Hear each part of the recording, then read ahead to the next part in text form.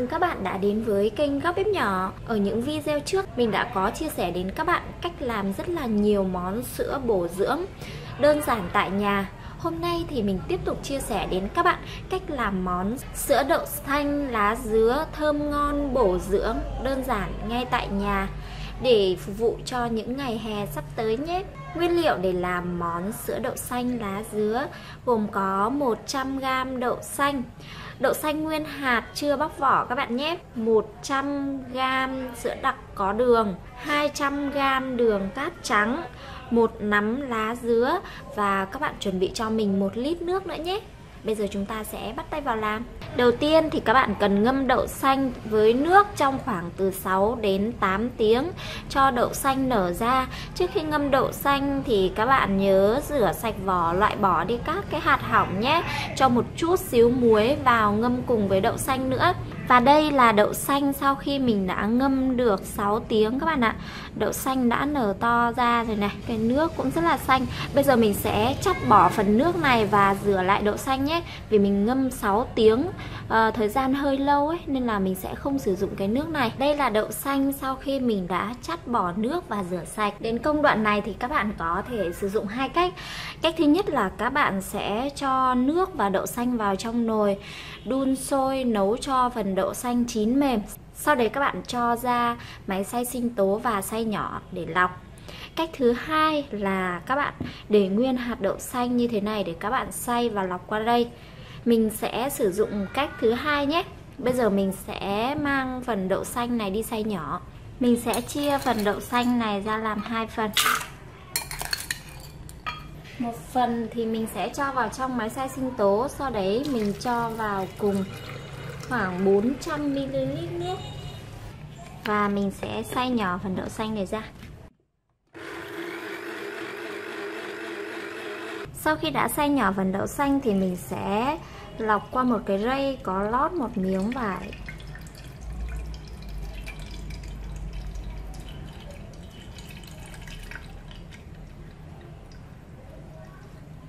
Và mình sẽ tiếp tục xay phần đậu xanh còn lại.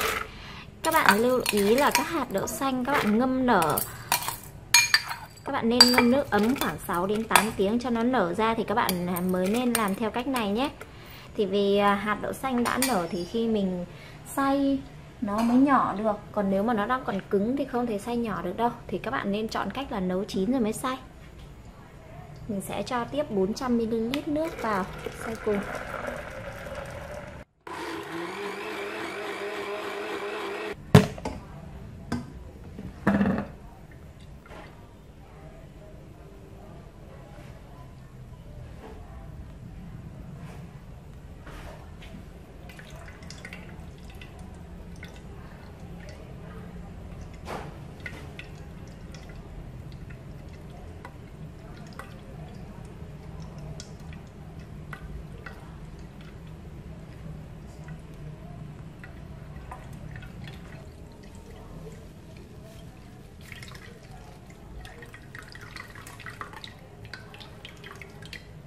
Và đây là phần nước đậu xanh mà mình thu được. Tiếp đến mình sẽ cùng với các bạn xay phần lá dứa. Lá dứa thì các bạn rửa thật sạch, sau đấy cắt nhỏ cho vào máy xay sinh tố để xay. Đối với các món sữa khác thì mình chỉ cho lá dứa vào để mình lấy cái mùi thơm của lá dứa thôi. Nhưng mà đối với món sữa đậu xanh này thì mình sẽ sử dụng cái màu xanh lá dứa để tăng thêm cái độ thơm và cái màu xanh của cái phần sữa đậu xanh nhé. Mình sẽ cho 200ml nước còn lại vào trong máy. Và mình sẽ xay nhỏ phần lá dứa này ra.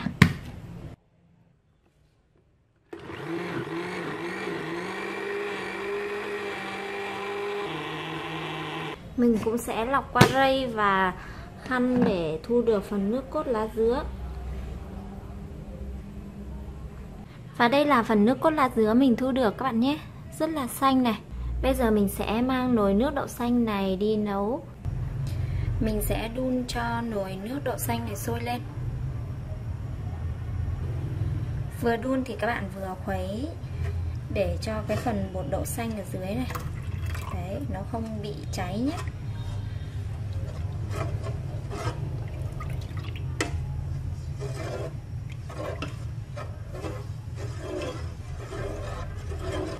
Khi nồi nước đậu xanh nó bắt đầu nóng lên thì phần bột nó sẽ chín và các bạn có thể thấy phần nước đậu xanh thì nó sẽ sánh hơn. Đây, các bạn có thấy này, nó sẽ sánh hơn. Các bạn vẫn khuấy đều nhé, để cho cái phần bột nó không bị lắng đọng dưới đáy nồi. Và các bạn hớt bỏ bọt đi nếu có.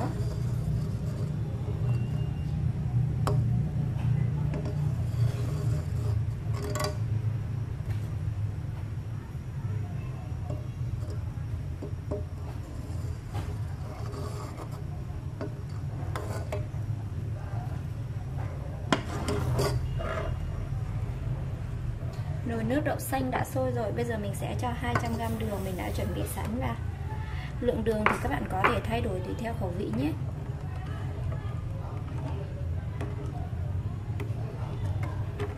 Mình sẽ nấu cho phần đường tan ra.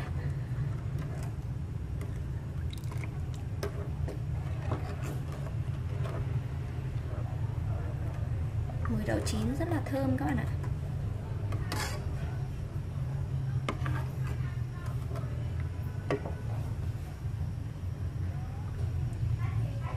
Sau đó mình sẽ cho 100ml sữa đặc mình đã chuẩn bị vào.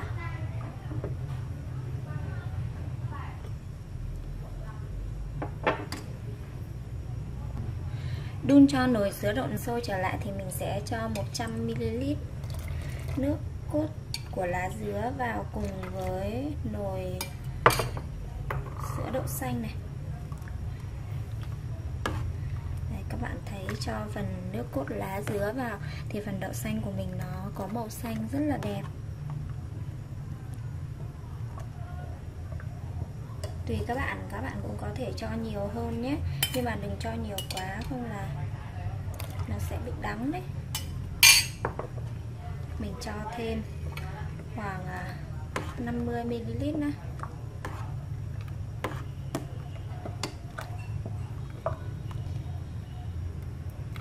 Các bạn thấy phần nước đậu xanh của mình có màu xanh rất là đẹp phải không nào? Mình sẽ đun cho nồi nước đậu xanh này sôi trở lại.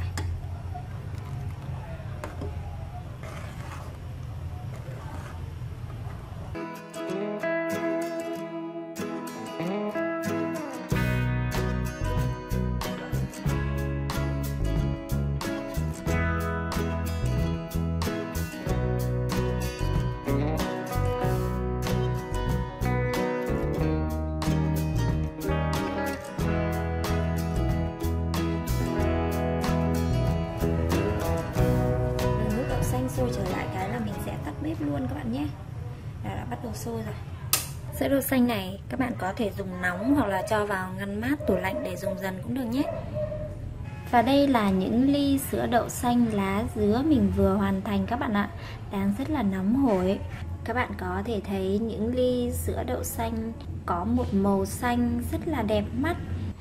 Các bạn hãy thêm món sữa đậu xanh lá dứa vào danh sách các món sữa thơm ngon bổ dưỡng cho những ngày hè sắp tới nhé. Chúc các bạn thành công với công thức làm món sữa đậu xanh lá dứa này. Cảm ơn các bạn đã theo dõi video. Nếu thấy video hữu ích, các bạn đừng quên nhấn like, chia sẻ video, đồng thời đăng ký kênh ủng hộ mình nhé. Giờ thì chào tạm biệt các bạn và hẹn gặp lại các bạn ở những video tiếp theo của kênh.